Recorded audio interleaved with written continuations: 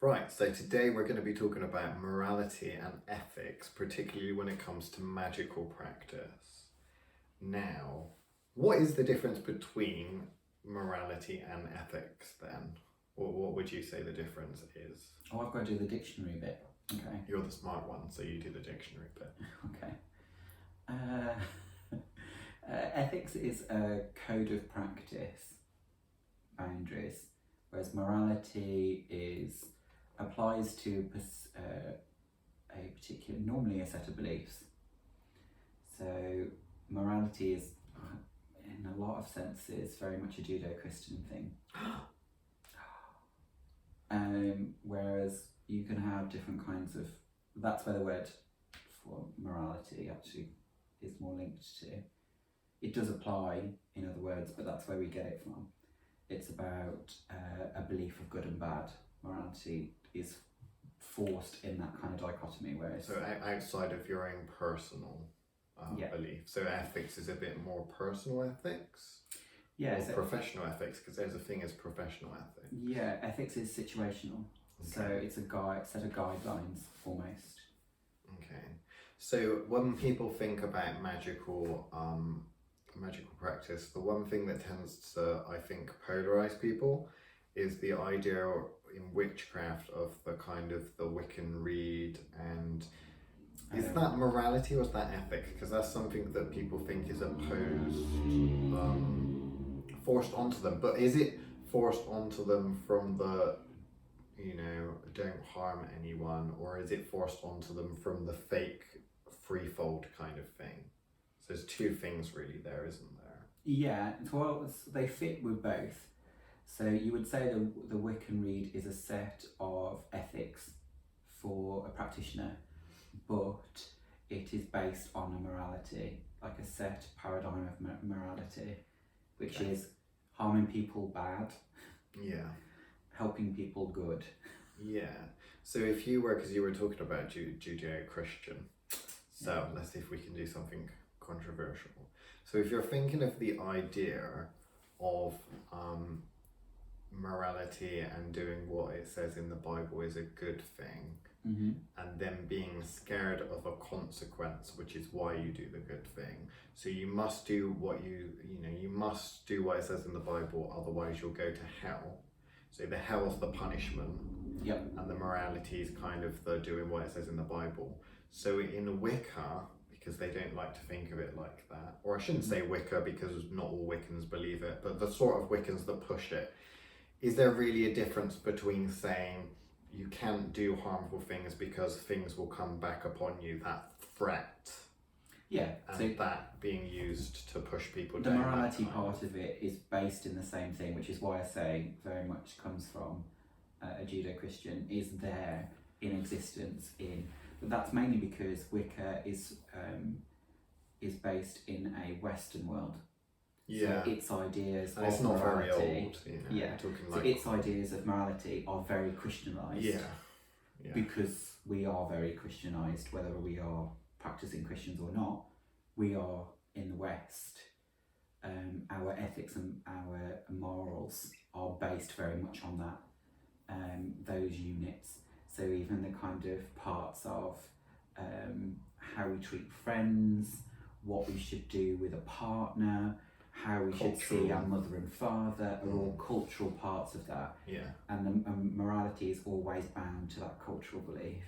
Okay, so when it comes to magical practice then, because ultimately what I don't think that we don't impose any moral things onto any of our students and that. No, but then that's because we're professional witches. So we don't rule out this sect or that sect or this belief or that path. So therefore we put all that ownership on the person that's working. Yes, so we'll teach people how to do it, but we wouldn't necessarily do it ourselves if it was something negative. So in terms of the reason, so what is good things what is the reason for that? So why do we, because we both didn't really have this conversation, it's just how we naturally work, I think. Yeah, but I think that's because we both practices existing within a certain paradigm, and we don't want to cut, because we're not we don't consider teaching to be a lineage thing. I think that's the part. Neither of us are actually going, oh, this brand of witchcraft needs to survive past us. We're not trying to create a tradition or a religion or a cult or anything like that. We're just trying to help people on their magical journey. So the easiest way to navigate that is to basically put the ownership on the person that's learning and going, what are your ethics? What are your moralities? Okay, so are there any, because again, given that the people that are most likely going to watch this being European and understand kind of a little bit about European culture, very much morality is pushed on you and you're threatened with it. You're threatened of leading a good, life, or you'll get sent to prison if you're, do immoral deeds, that kind of thing. Or if you're a Christian, you might believe in, going to hell, that kind of thing. Is there anything that you can threaten a witch with in order to make them behave morally or ethically? I suppose it's the same as any kind of, it's a good spanking, isn't it? So what would you say that is? What would you? So for Wiccans, it's that it comes back threefold is enough for Wiccans. But is that a universal law? No, it's a Wiccan one. Exactly. So you're programming that into the person's practice.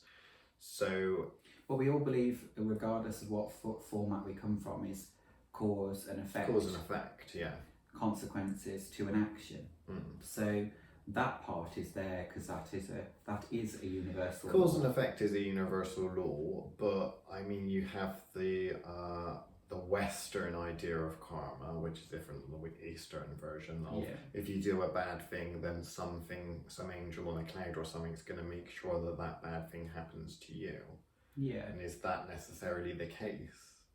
No, and then if you go to kind of Eastern karma, you're talking about that the effect is what life you will live next time. So it's an impact not only on this existence, but your next existence. With the Western world, that tends to kind of go with heaven and hell, and therefore that actually there isn't necessarily a second life, but there is a purgatory for you afterwards. But I don't think that's where the problem lies. A lot of it is the fact that that personal set of ethics, people forget that's learned. I don't think part of, it's that nature-nurture part.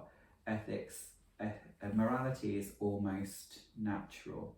You know, even as a child, that burns, therefore probably shouldn't do that. Well, cause and effect is something that as a child you learn, oh, I won't do that again because that hurt me and that was unpleasant, or I will do that again because that hurt me and unpleasant and I liked it. So, that kind of thing is learned. I think that the difference is that really when it comes to anyone with power and when you learn magic and you're on that kind of a path, you are essentially becoming powerful. You're being able to change the world and things around you. So when it comes to the kind of, I think it was Spider-Man in it, with great power comes great responsibility. Yeah. What is the cause and effect of that? Because you're talking about really ecosystems and stuff like that. So there will be things out there that don't like you doing certain things.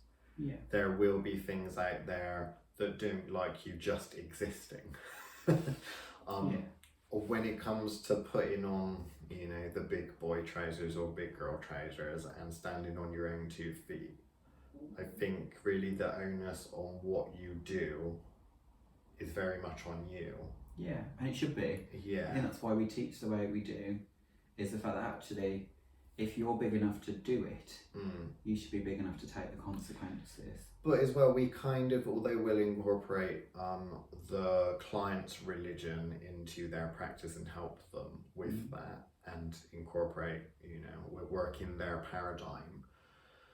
When it comes to the constraints on religion and the ethics that's that's put on the practitioner based on that, I mean, it can be difficult. I mean, are there any real, do you have any taboos personally, and could you explain what the reason of that, why that is? Well, we both normally talk about not being willing to do things that affect someone for multiple lifetimes. It's something we tend to agree on. Yeah. Most of the time. Yeah. I will have a tendency to bend that rule a little bit more than you will, but I think we both agree that tends to be. Yeah, if you're affecting someone negatively over multiple lifetimes, then for me, that's a big no-no from my personal ethics. So where does our ethics, we've never really discussed that, I suppose, so that might be interesting to do in front of a camera. Yeah. Where does that lie for you? What's the reasons behind that, and how far are you willing to go with that? Well, for me, it's a case of I'm not.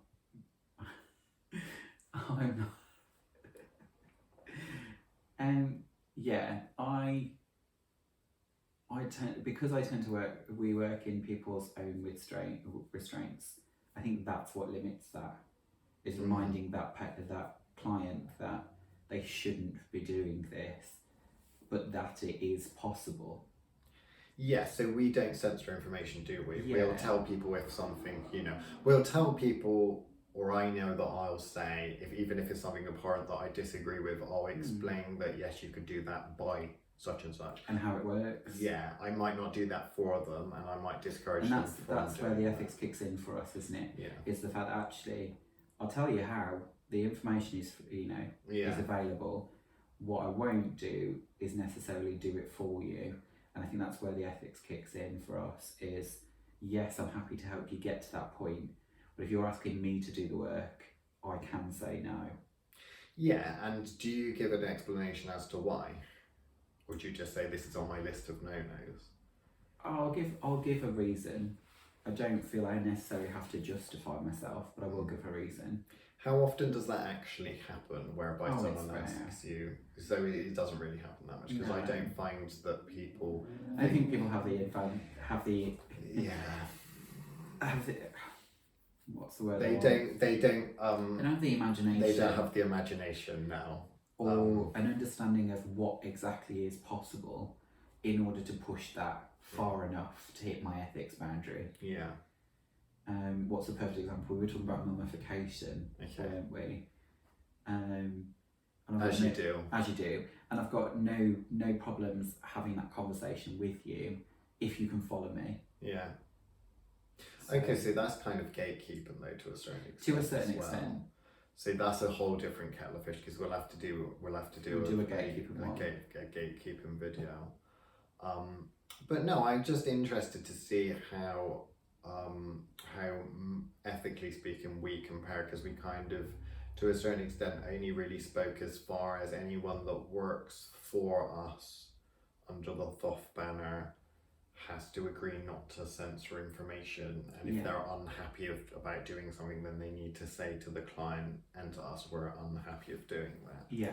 And I wonder if we haven't had to deal with this because we haven't been tested, because no, I think that's probably why.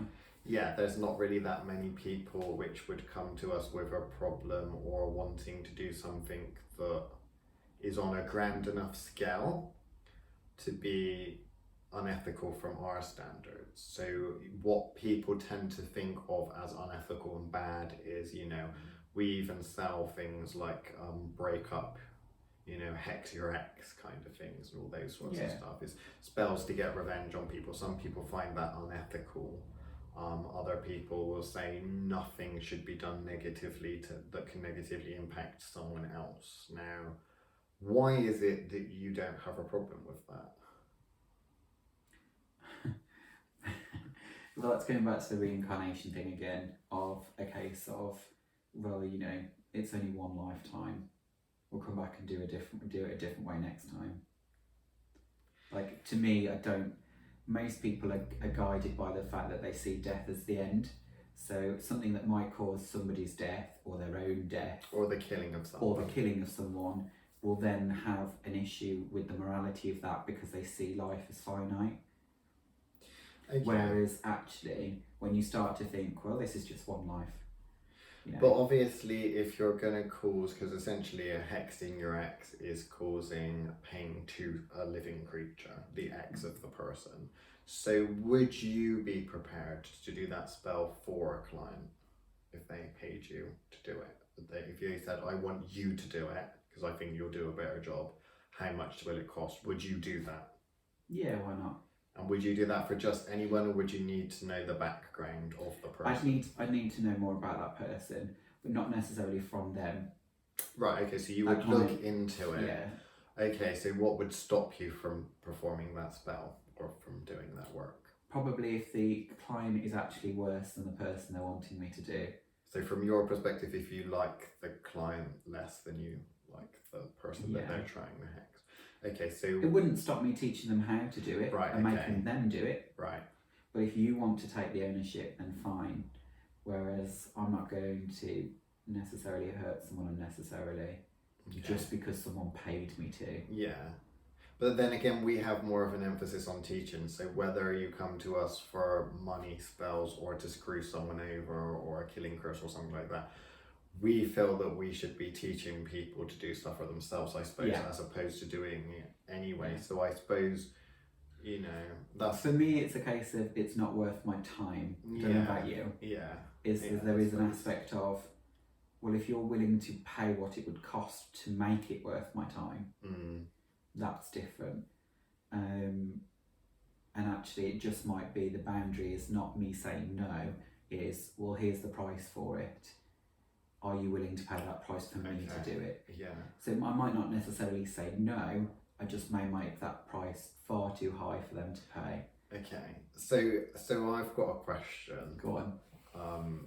Because I've had to think about this, because more than one client's asked me directly about this. Okay. So imagine you have a client come to you and they ask you to help them do a piece of magic that has a negative impact on another person. Okay. So say Jacob asks you to help him curse Kirsty.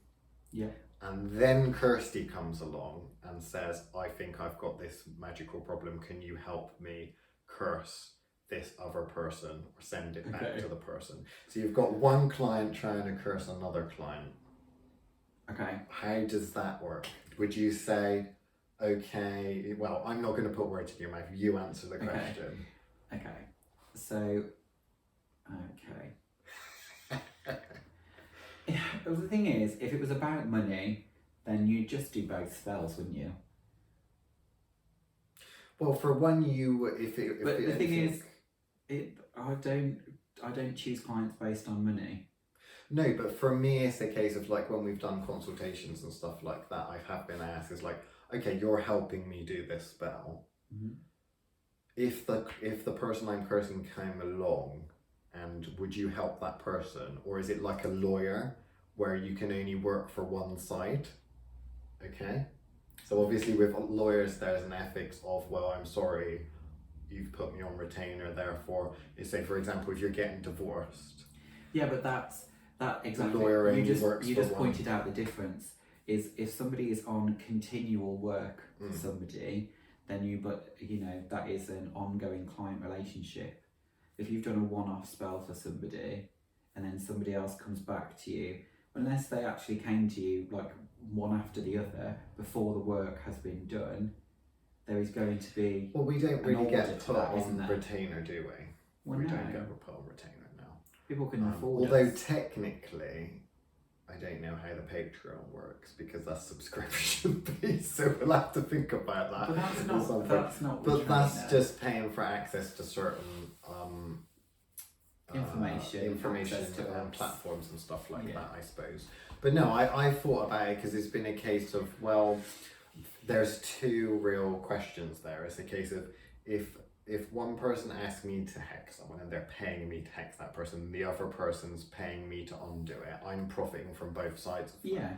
However, if it comes to someone saying, can you help me hex this person, and I help them by giving them information, and then the other person comes along and asks for information. I've got no issue with giving both of them information. Yeah, I wouldn't personally have any ethical problems about the fact that I'm basically a tool in that situation. Yeah, well, you're the or library. a database, or library. So it's a case of that doesn't really bother me personally. We don't seek, like I know some rather shady practitioners, and certainly the cunning folk of old did used to play people off against each other. Yeah. So they would, but that was mainly for financial gain. Yeah. Which we haven't really had, we don't really care so much about that. No. But no, it's an interesting question because it's come up several times with different It would people. for you, wouldn't it? My clients don't tend to ask me these sorts of questions. That's why. Okay, so what did the last client you had ask you to do? What? No, but that's different. Lovers entrapment, I think it was, something like that. I've had some lovers entrapment. Exactly. But that's not. Oh, I want to screw the ex, and then the ex is coming to screw me. I'm just gonna say, don't start pretending like somehow I'm darker and into more evil, nasty things than you, and I get all the bad clients, because I don't get all of the nasty. People would believe that. Like, come on. If you believe that, you'll believe anything, and if you believe anything, then well, I don't know why you're here. Okay, my practice is darker than the work that I do for clients. Does that make you feel better? Magical practice. Yeah. Right. Does that balance it for you? I'm not that bothered. It's just the fact that people obviously watching this won't know us, and I don't want them thinking that I've got the bad reputation. But you do. I don't have the bad reputation at all. It just means that obviously, I don't know, I suppose maybe I do attract more of those sorts of clients, but it's not because I'm necessarily a darker, and it's not because you're less willing to do the things that I do. For some reason, people like that are attracted to me. Yeah, maybe it's a south-north thing.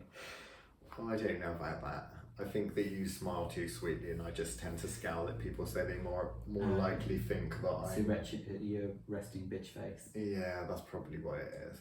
They look at me with my miserable face and think, yeah, he's the one to help me fuck someone up, isn't he? Yeah. But there we go. Okay, so obviously we've talked a little bit, or we kind of curtailed, I think, the issue of what we wouldn't get involved with. So... But then equally, I have more issue with... the other side, making somebody fall in love with somebody, or those are the things that put me off. I've got no problem with levelling out a score. What I don't like is the more kind of entrapment's different. That's again normally a payback thing, but the actual I'm probably less likely to do the love spells. Well, the love spells are normally, they can be quite bad. I mean, when it comes to a hex, and it's the magical equivalent of punching someone in the face. Yeah. When it's over, you've screwed someone over. Jinx, you've kind of got temporary bad luck, is kind of amusing. Something a little bit more sinister, curses and stuff like that, particularly that go on over multiple generations. And I'm not talking about lifetimes, I'm talking about, say, family curses. That's a little bit perhaps more unethical. But I think, and I don't know if you agree with this, but I think of it from the perspective of the level I'm working at. So if I'm doing your general mundane, which is the majority of what clients will ask for, certainly mundane people, non-magical practitioners, they'll ask me to do curses, hexes, that kind of a thing. Now with that, it's a case of, it's very low kind of magic. It doesn't take me a huge amount of effort to do. It's not particularly complex. And it's you're working on in the mundane earthly realm.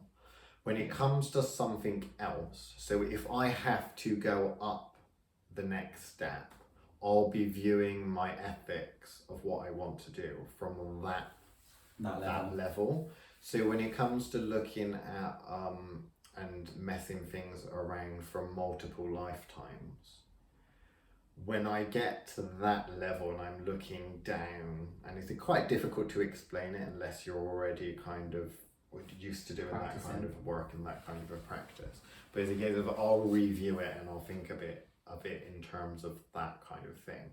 And what I tend to find, I wonder if you agree, the higher up the tree you go or the further up you go, the less I care. So from down here, and I'm thinking about hexing and cursing and that kind of a thing, to a certain extent, I see it as okay, so this is fine if it's happening over multiple, this is happening just in this life. If you hex someone or blind or do a killing curse, that's it, they're dead, that kind of thing. One lifetime effect, this, even if they live through a nasty illness for many years. One lifetime over. If I'm having to interfere with people from multiple lifetimes and I go up a step, looking down and viewing that one person, so say we're causing some magical harm to Kirsty, okay, some random person called Kirsty, not a real person. In the mundane world, if I have to hex that person, I would do it. I'd feel a little bit bad about it, but I'd probably still do it. If I had to go and look at it from the angle of looking at Kirsty over as a greater being or a greater entity and looking at all of her lifetimes, from that approach, when you see she's got however many million lives, both in the past, present and future, I care less. So I see that as, okay, for like 5 weeks of one of these many lifetimes, she's going to go through something bad. So for me, that's kind of like, well, that doesn't mean anything. It's like, whatever. And then when you're going up a level again and then a level again, but again, it's the kind of approach that you're taking. That's the perspective of it, though, isn't it? Yeah, that's the perspective. So while you're doing the work, which is because you're in that level of perspective, so it's a case of going, well, actually, this is a drop in the ocean. Yeah. So why, you care less. Whereas actually, when you're looking at a kind of 3D level rather than a 4D level, it's a case of going, actually, oh, well, what about Dave? How's Jacob going to feel about it? Whereas actually, as soon as you remove that and start looking at people as the ants they are, you then get to the point of going, oh. Which is why when you get to mythology, particularly like Greek mythology and that kind of thing, with the gods in Olympus and stuff like that, looking down on the people, that's the approach you're really looking at. How can gods and goddesses and stuff like that with the mythology do such horrendous things? Because in the long run, it really doesn't matter. If you obliterate an entire people, from the long perspective, it doesn't mean anything. Yeah, it's like you looking after a cat. You'll have multiple cats over a lifetime.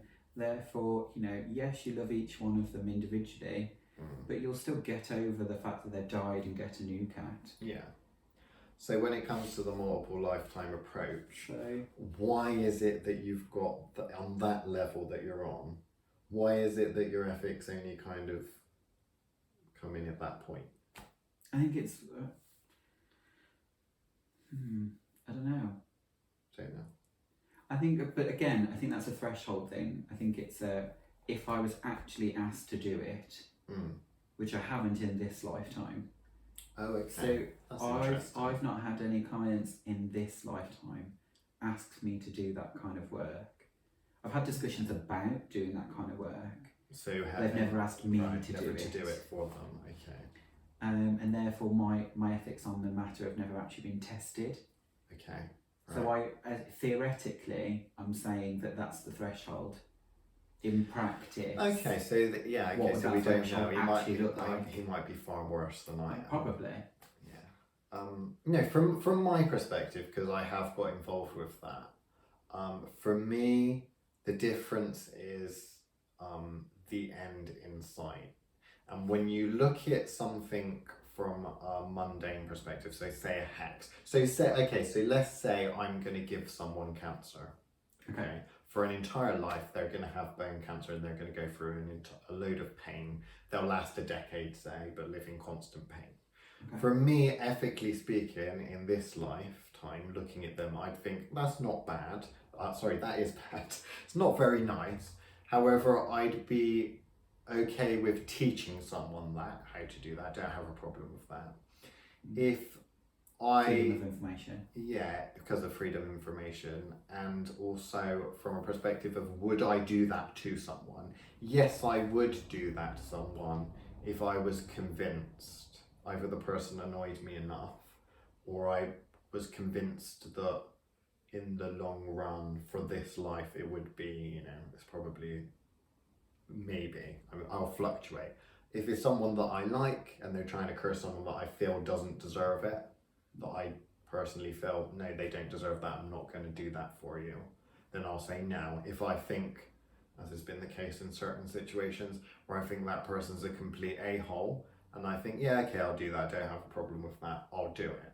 Now, the difference with that is that when they die of that cancer, they're dead, they can start again. What I do have a lot of experience with that does make me cringe and make me feel uncomfortable is the fact that quite accomplished adept practitioners will set things up and put people in cycles which they personally can't break out of. So if you've got the natural system of death and then starting afresh, that is literally to a certain extent a clean state. They can move on. However, if you have enough knowledge on a magical basis, you can set people up to be stuck. And because I see it morally, ethically unfair, that I know that person or that thing cannot break out of that unless someone or something else intervenes. I don't like that. So if the person is capable of dealing with it for themselves, or something after a certain amount of time is going to wipe the slate clean, normally it's death. I mean, we get on quite well with death.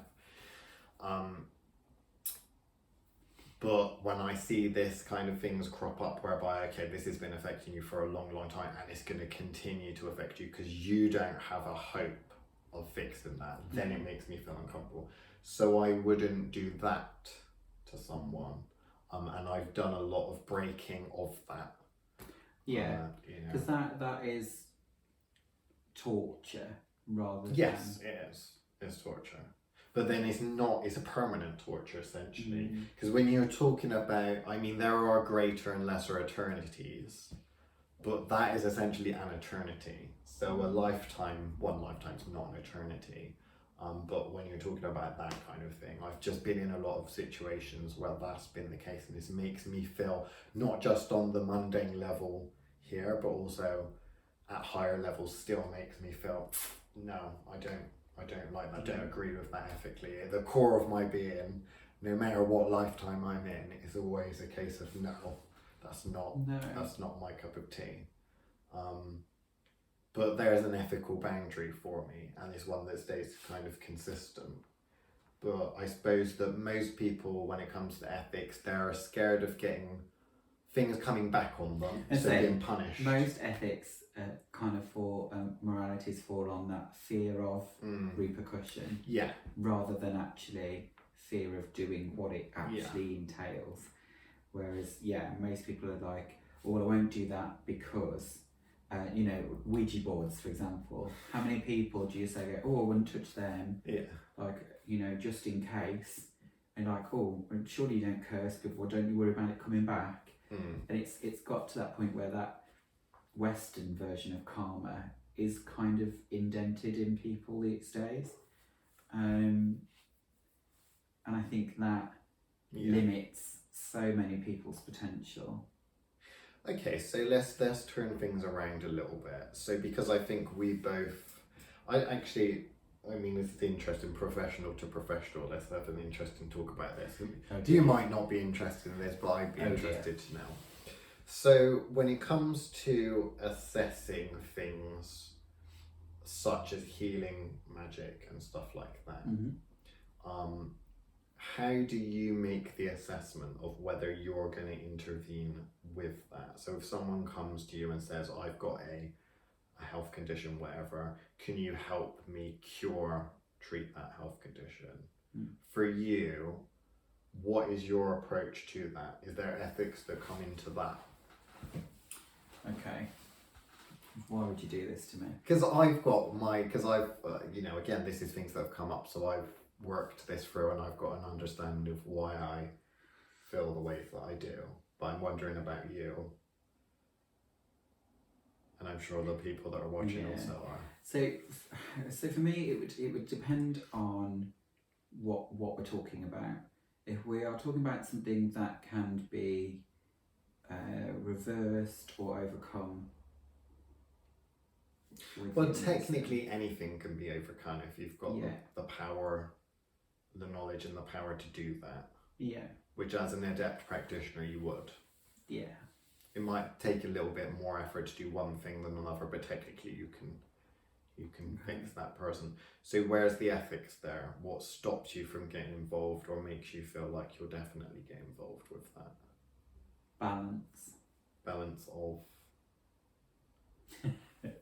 Balance tends to be where my limit for it would be. So if it is a case of everything in terms of energy comes at a cost. Yeah. So does the energy involved in order to do that outweigh its actual effect? Well, it depends. I mean, if you're curing the so this is something that has kind of come up. I don't know if we could discuss it on YouTube, but I'm going to try. We might have to bleep this bit out. Okay. So if someone, for example, has MS condition, health condition, and they're saying, I don't care how much it costs, help me with that condition, I want rid of this condition, you obviously have the power to do that. So how do you weigh up that if that's a situation from a balance perspective? What makes it worth from a balance perspective? How do you assess whether to get involved with that? What's your kind of... My criteria? Yeah, I suppose. Oh, you're putting me on the spot here. If you're making a quote for someone. Quote to retile the roof. Quote to fix MS. Is it like that with you? It's very kind of... It would depend on where that person fits in the grander picture, I guess. Because if this is actually part of someone's natural growth, I have an issue if that would go against them learning what they need to learn in that lifetime, however difficult that learning may be. Yeah. If that is part of the grander design. Okay, so that's probably where we're the same then. Because I think of it in terms of, and I don't know if you use the diagnosis or diagnose things the same as I do, but if something like that has an impact on their life and has a knock-on effect impact on lives after that, again, multiple life thing. Because nothing is ever dealt with in isolation, so the impact of that, so not just them, but their surrounding circle and the circle beyond that. You know, there are situations where if such and such grandma hadn't have died, then a certain grandchild would never have done X, Y, and Z. It's a big it's a big ask, and it's whether or not I'm willing to risk tipping that balance, and that's what I mean by balance. Is that interconnective mosaic or mural of people that are involved in it. Yeah, and I think unless you're capable of doing that form of diagnostic, or you're that great a diagnostician, which a lot of people aren't. And that's when those 4D levels come in. Exactly. Of kind of, if I still feel uncomfortable with it at a 4D level, there's clearly something wrong. Yeah, so if you're using the MS example and you see that, when I see it as I've seen it before, of if you fix that problem, that health problem, you're robbing that person of the experience of having an agonizing life, which may sound weird, because you're literally like, but they're gonna have a good life. But then if they die and then need to have that experience for whatever reason, because their soul cries out for it, they're gonna have to start that again. And I've had clients whereby I've looked and it's been a case of, because that's the thing that a lot of people won't, because again, diagnostic is very complicated to explain, and is either something, because it works over multiple levels, that it's difficult for people to really understand levels that they can't see or understand, understand, I suppose I'm rambling. But it's kind of a case of, if you see it from a perspective of, I know if I interfere on something, I can see the knock-on effects of that. So I can see the ripple in time or on different levels. So it allows you to understand what impact you're going to make before you actually make it. So if you're saying about, okay, I'm going to fix this condition, but then that's going to have a knock-on effect of not just other people, but also this person, because they're going to have to go through a similar experience, possibly not the same, most likely not the same, but a very similar process that gets them to the same level of understanding or the same ultimate experience. Is it pointless? So I've had it where people have gone through half of their life suffering from a condition that they incarnated here to suffer from.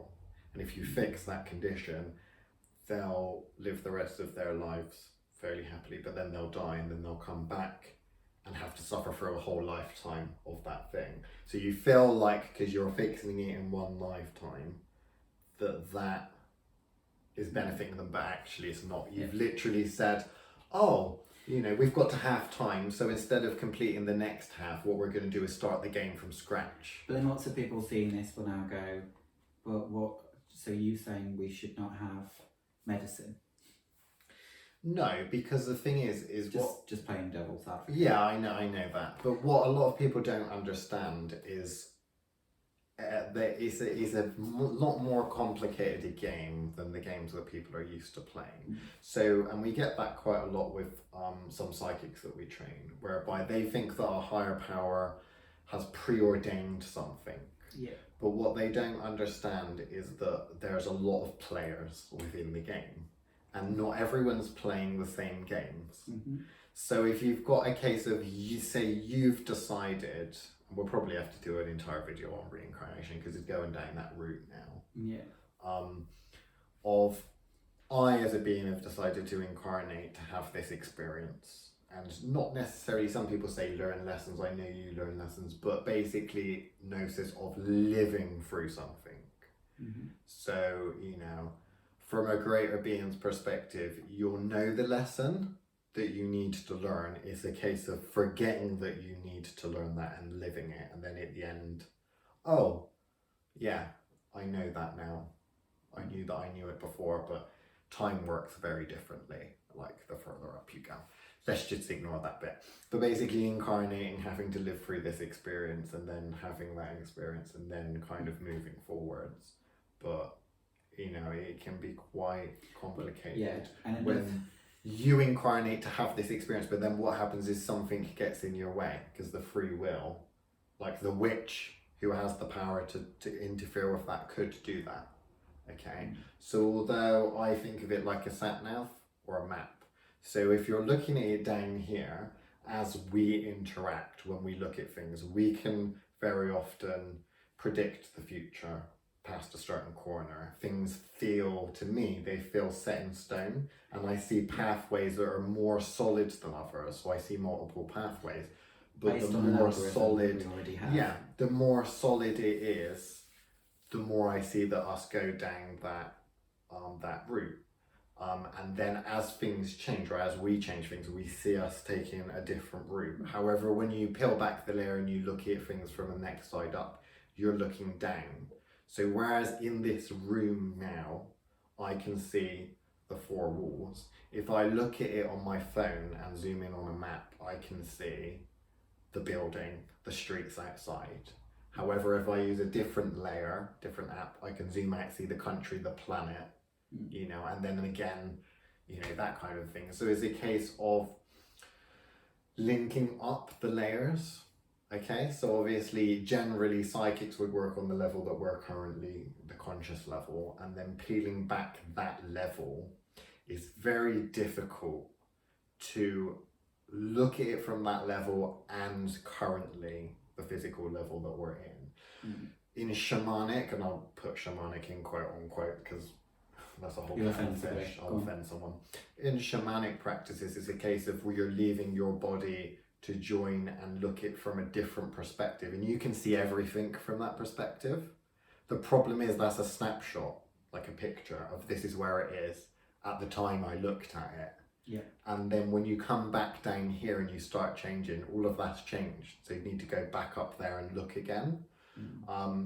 The more adept you are, of course, you should be able to look at both. So overlaying one map on top of another on top of another. But we're getting into sort of slightly more advanced practices now. We're now starting to talk about multiple dimensions. But no, we started this talking about ethics. So I suppose we should take it back to the ethics.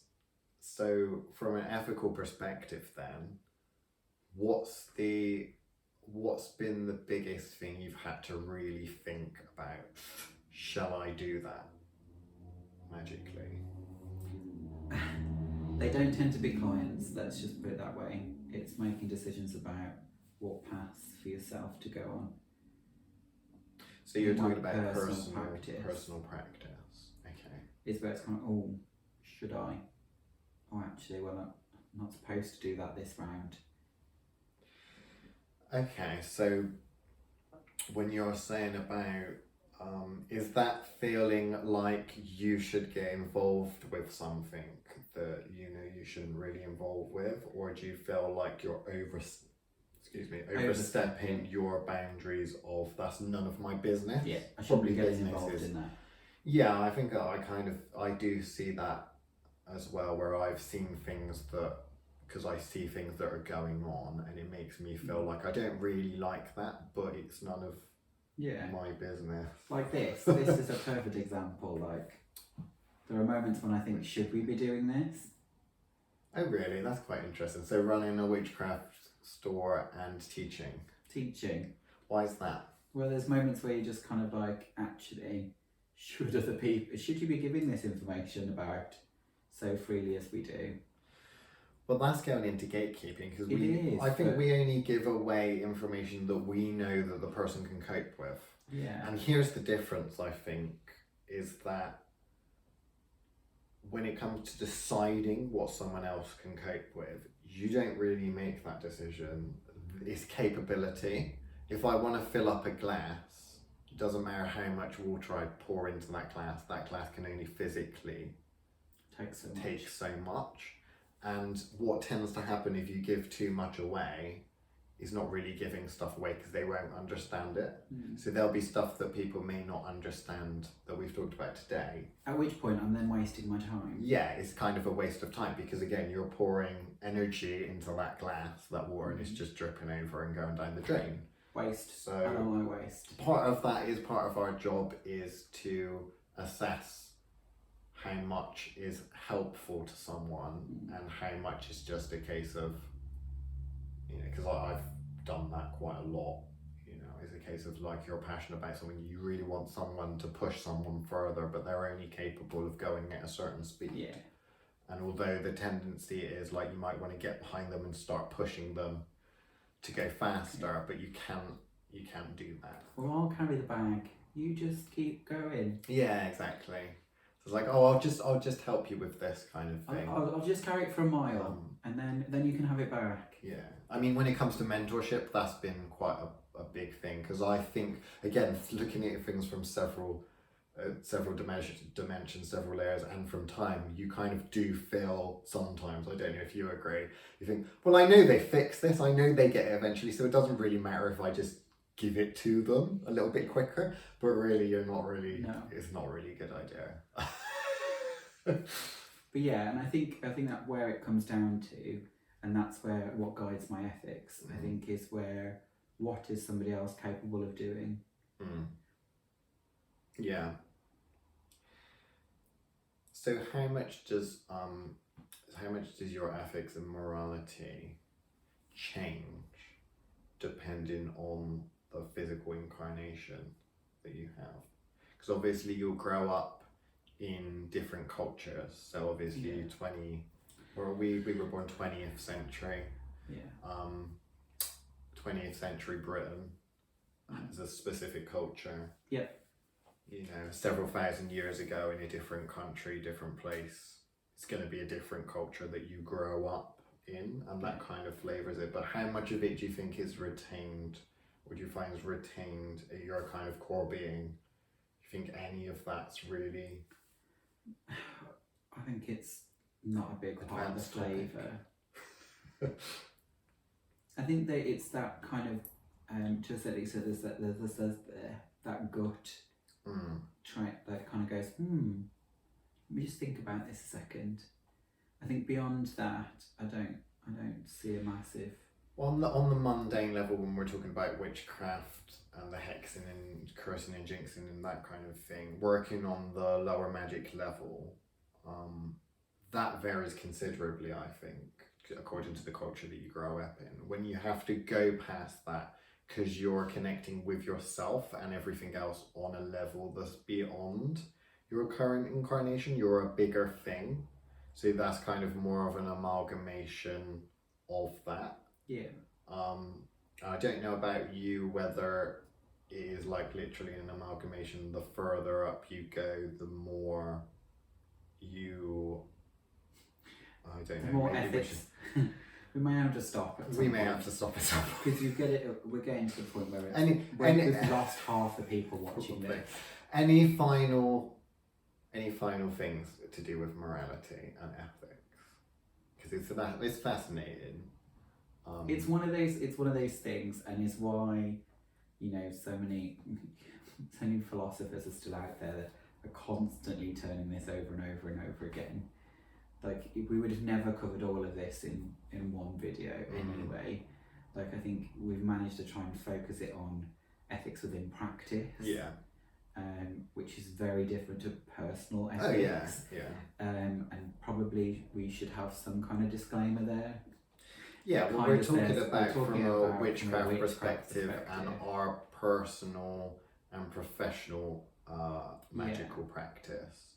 And I think that will always, and I think it serves us well to allow it to put in a professional way that we are dealing with the person's paradigm, the client's paradigm. Yeah. And our ethics has to fit within theirs to a certain extent, which is what's different for us than most people when they consider ethics, because they're considering the impact on their decisions. So I suppose, because we don't really put trigger warnings so much as well when it comes to consultation work. So we're like the dark web. If you type it in the search bar, we will show you the results of what you've asked. Maybe you might go, are you sure about this? But that's all you're going to get. Yeah. Are you sure you're over 18? Yeah. That kind of thing. But I think we should leave it here today. It's been quite an interesting discussion. If any of you are still here, then check out the thothwitchcraft.com website and our videos on Thoth TV, and support us on Patreon. Definitely. So you can hear more rambles about ethics, the darker stuff, other things, and much darker.